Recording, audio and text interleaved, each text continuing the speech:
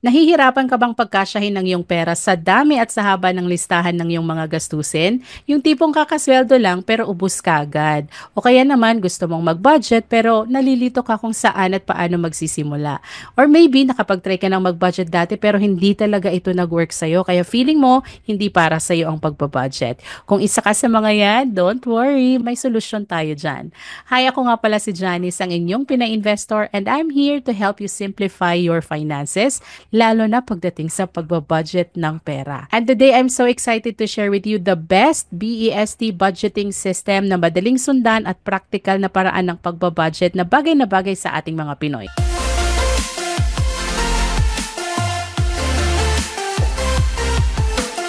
So ano ba tong best budgeting system na sinasabi ko? What does BEST stand for? B for bills and basics, E for extra expenses, S for savings, and T for total income and tweaks. Madali lang to, promise, kaya simulan na natin. Step 1 sa best budgeting system is yung B for bills and basics. Ano-ano ba yung mga to? Ito yung essentials natin, ito yung mga needs natin, and I also call this the survival budget. Ito yung mga kailangan natin gastusin para makapag-survive. And what does it include? Food, groceries, syempre para may makain tayo, diba? At may magamit tayo sa araw-araw. Pangalawa, shelter, yung ating bahay. Whether you are renting a space, a condo unit, or a house or apartment, kailangan binabayaran natin yan. Or kung mortgage man yan, kailangan tuloy-tuloy yung ating payment para hindi tayo mapatalsik sa tinitirhan natin. So that's a need, that's an essential. Ano pa? Utilities, kuryente, tubig, at internet. Internet is life, kaya kailangan nasa budget natin yan. What else? Transportation. Pamasahe sa jeep, kung nag-jeep, tricycle, MRT, LRT, or gas if you have your own car. Then, bayarin sa utang. Kasi hanggat hindi natin yan sinisettle, patuloy lang yan lolobo ng lolobo. Yung interest halos mas mataas na sa ating principal amount. Kaya dapat isama natin yan sa ating budget. Ano pa? Medical needs. Iba-iba yung ating mga situations, yung ating mga conditions. So, kung mayroon kang mga maintenance meds or health insurance premiums na kailangan bayaran, ito dapat ang nasa unang-una sa ating listahan sa ating budget. That's why this is included in the B or the bills and basics. Ang tip ko dito, use a calendar system para hindi ka maguluhan sa due dates. Sa aking spreadsheet, mayroon calendar budget na pag in-input mo doon yung date ng inyong income and expenses, mag-auto-populate na yung calendar budget. O diba? Ang saya nun. Pero kung mas gusto mo yung nagsusulat, meron akong printable templates na ipapakita ko sa screen at pwede nyong isulat doon ang inyong budget. So, i-plot nyo sa calendar yung mga due dates ng inyong mga bills. So, this is how it looks like. Isusulat nyo lang, ipa-plot nyo lang sa calendar yung mga due dates ng inyong mga bills para hindi kayo nagpe-penalty. Sayang kasi yung penalty pagka nag-miss tayo ng payments o kaya meron tayong mga hindi nabayaran on time. Now, let's move on to step 2, which is E. So again, yung best B for bills and basics. Step 2 is E for extra expenses. Ano naman to? Ito yung mga sneaky stuff.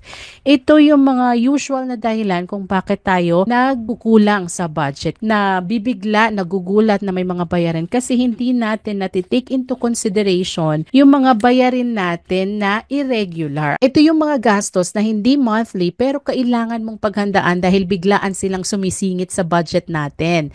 I like to call them the budget surprises.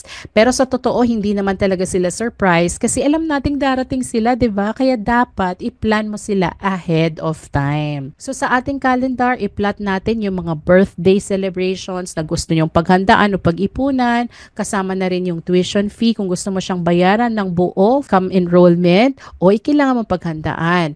Maybe car registration. Tuwing kailan ng car registration, kailangan mo ring paghandaan yan. Lalo na kung sapat-sapat lang yung ating kinikita. Kasi mahirap kung bayaran na tapos saka pa lang tayo gagawa ng paraan. You can also think about other examples like Pasko at Bagong Taon. Gift giving, Noche Buena, bagong damit, mga pangregalo sa kamag-anak, kakilala, kaopisina at mga inaanak. O kailangan nating paghandaan yan. At syempre, insurance na quarterly or annual ang payment. Naku, relate na relate po ako dyan kasi ang amin ay annual. So, kailangan ko siyang paghandaan 12 months before para pagdating ng bill, buo na. Hindi yung pagdating ng bill, saka ka palang mag-iipon. Kasi ang ibig sabihin noon, pagdating ng bill, wala kang nakahanda, baka mag-credit card ka muna on installment basis. So, yun po ang ating mga budget surprises na tinatawag. Ito yung mga extra expenses na kailangang inilalagay din natin sa ating budget. Kaya I recommend using a sinking fund calendar. Pwede nyo pong ilagay doon sa savings tracker, doon sa spreadsheet, o kaya dito po sa ating printable templates. Kung kukuha po kayo ng aking printable templates, pwede nyo pong ilagay. O kaya kung meron kayong kalendaryo dyan or mag-print na lang kayo dyan, pwede naman. Isulat nyo lang, January, anong ganap sa January? February, sino yung may mga birthday? March, baka ito yung bayaran ng car registration, ito yung car insurance. April, fiesta. Sa mga taga-probinsya, pinaghahandaan talaga yung mga fiesta celebrations. Ako po ay taga-probinsya at relate na relate po ako dyan. So, pinaghahandaan yung pamasahe, pinaghahandaan yung panghanda, pangbigay, at meron kami tinatawag na kokoratsa doon. So, kailangan din namin yung paglaanan para pag tinawag kang kokoratsa, meron kang ready na money para mag-share sa community, which is what we call gala. So, paano ba natin to iba-budget? Kung halimbawa pinaghahandaan mo o pinag-iipunan mo yung para sa Christmas fund mo, somehow may idea ka naman kung magkano yung usual na ginagastos mo tuwing Pasko, di ba? At karamihan sa atin, hinuhugot yon from our Christmas bonus or 13th month pay. Kahit saan pa yan, kailangan may budget tayo. At kung sa tingin mo hindi yun sapat, paghandaan na natin. So, kung 12 months to go before Christmas, kasi January pa lang naman, o di sa katapusan, mag-start ka, save maybe 1,000 pesos per month. By the end of the year, or bago magpasko, meron ka ng 11, 12,000. Malaking bagay na yan. Malaking tulong na yan pagdating sa mga gastusin mo sa Pasko. Kaya advance Merry Christmas sa inyong lahat. Now, let's move on to step 3 sa ating best budgeting system. At ito yung S, which stands for savings. Ito yung ating financial safety net. Para kahit anong mangyari, meron tayong huhugutin. Kapag may sinuksok, may huhugutin. And this is your emergency fund, unang-una. Pag-usapan natin yung iba pang goals, but let's start with emergency fund. The rule of thumb is to save at least 3 to 6 months worth of your expenses. Pero alam ko yung iba, mahirap tong gawin. Madaling sabihin, pero mahirap gawin. Lalo na yung mga sapat lang yung kinikita sa expenses. Yung iba nga kulang pa, diba? So, paano natin to sisimulan? Let's start with 1 month. Kung ang gastos mo every month, on average, is let's say 30,000, o try mong buuin mo in 1 year or 2 years, kung ano yung kaya mo. Basta ang mahalaga, meron kang iniipon para sa emergency fund mo. I don't even wanna call it emergency fund eh.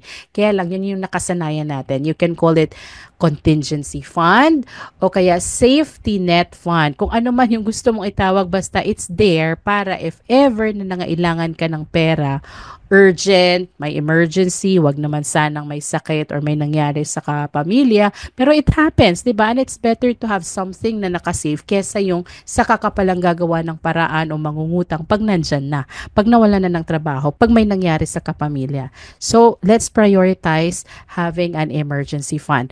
Now, kapag na-complete na natin yung 1 month worth of your expenses para sa inyong emergency fund, pwede natin yung dagdagan over time. Gawin natin 3 months, then 6 months, and if possible, 12 months pa nga or 24 months.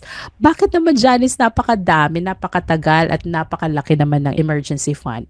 Well, balikan natin yung nangyari sa atin nung pandemic. Gaano katagal ang pandemic? Gaano katagal tayong nag-sacrifice nung time na wala tayong emergency fund? So it's always better to be prepared for something like that to happen. Kahit na hindi mangyari, it's always better to have it and not need it than to need it and not have it. And it's the same thing with insurance, which I will talk about in another video. Sa savings, I make 3 categories. So, una for emergency fund, EF. Second is for sinking funds. Ito yung mga nabanggit ko kanina, yung mga extra expenses na hindi regularly natin binabayaran every month pero kailangan nating i-consider sa budget because darating din yan. Kung ang emergency fund ay para sa unexpected expenses, ang sinking fund naman ay para sa expected expenses. Ito yung mga irregular expenses na darating din yan, kailangan nating bayaran, kaya kailangan nating i-budget, paghandaan.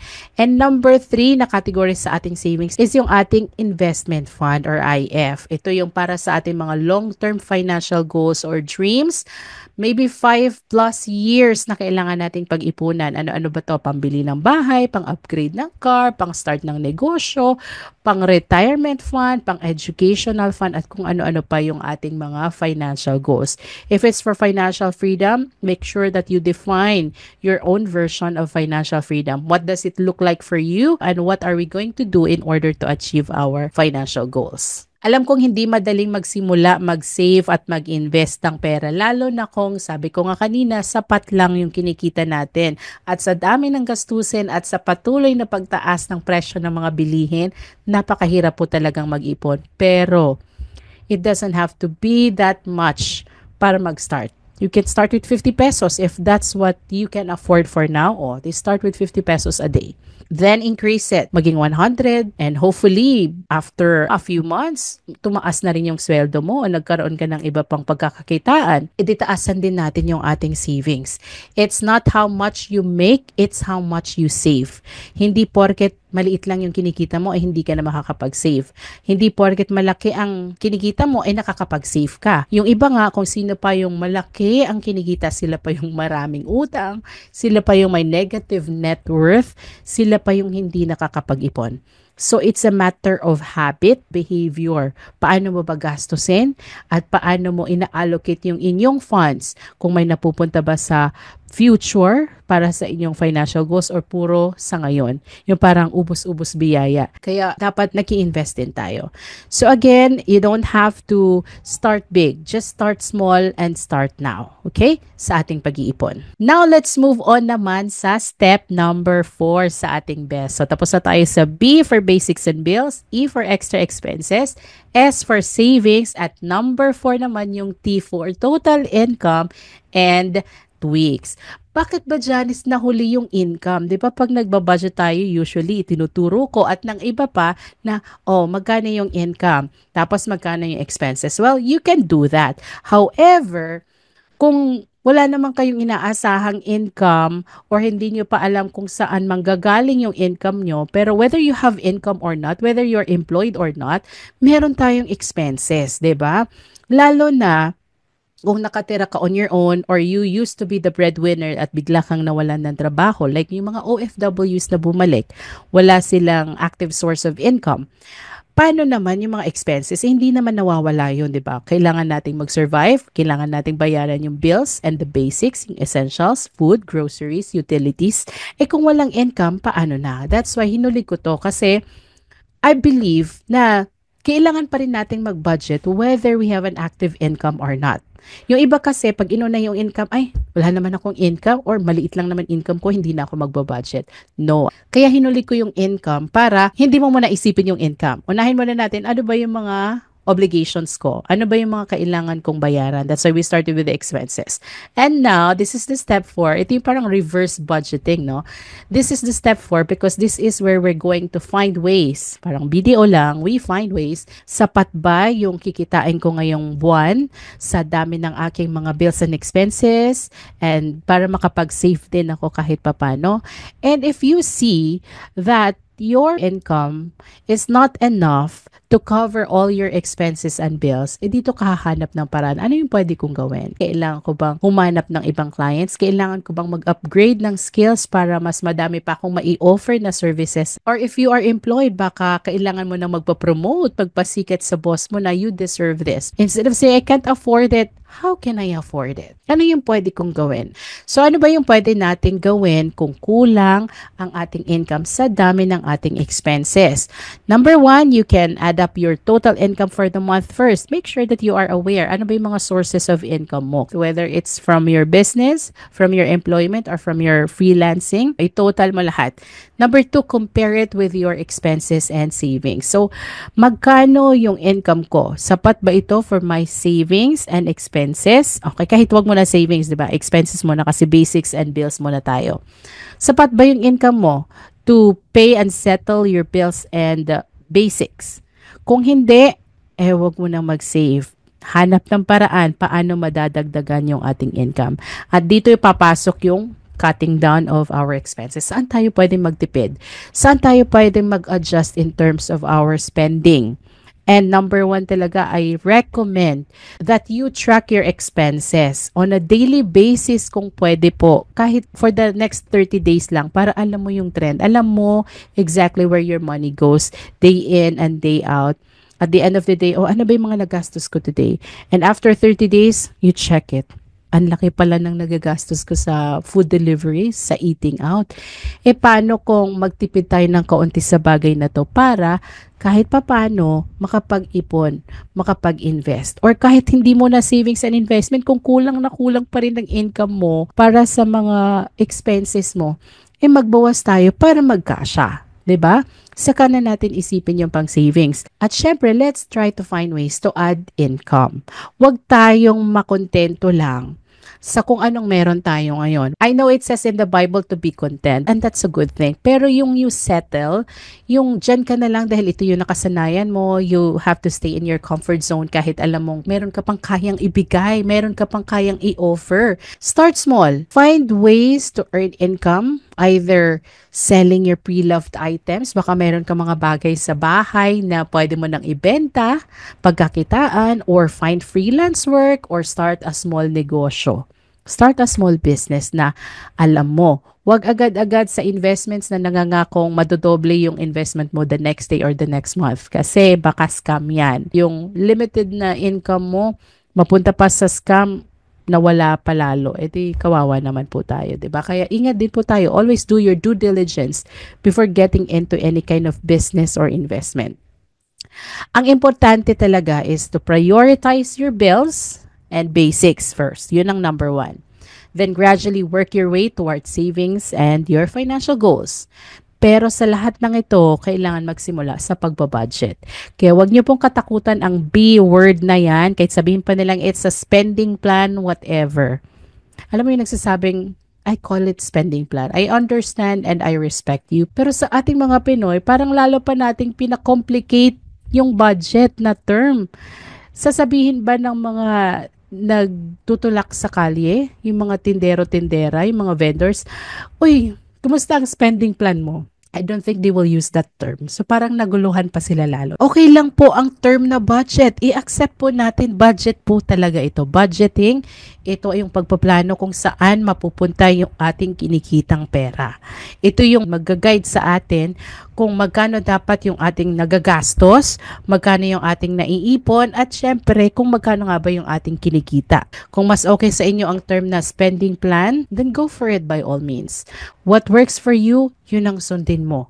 Kasi ikaw naman talaga ang magpapatakbo ng inyong budget. Hindi po ako. I only give some advice, I share some insights. Itinuturo ko lang po kung ano po yung mga natutunan ko at yung mga na-experience ko. Pero ikaw pa rin po ang magde-decide kung ano yung nararapat para sa inyo at kung ano yung nag-work at effective para sa inyong finances. Kasi magkakaiba po tayo ng ating financial situations. So yun po ang ating best budgeting system. B for basics and bills, E for extra expenses, S for savings, and T for total income and tweaks. Feel free to adjust and tweak kung ano po yung mag-work sa inyo. At para mapadali ang inyong pagbabudget at pagmamanage ng inyong finances, I invite you to check out my budget spreadsheet, yung all-in-one, para nandun na lahat. Net worth, financial goals, monthly budget with expense tracker and calendar budget. Mga 12 months na yun, hindi nyo na kailangan gawin yun. And I also have the annual budget tracker para alam nyo magkano ba yung ginagastos ko for this month, saan mas mababa ang kuryente. Alam nyo, lahat yung trend ng inyong finances every month. And there are other tabs there na I'm sure makakatulong din sa inyo. Pero kung ayaw nyo naman ng spreadsheet, pwede nyo pong gamitin ang aking printable templates. Actually, if you get the all-in-one, kasama na doon sa ngayon kasi ginawa ko lang siyang free. 999 pesos for now. All-in-one na yon with the spreadsheet at yung aking printable templates plus may ebook pa yon. Pero kung gusto niyo lang yung printable budgeting system, ito, colorful siya and boho theme.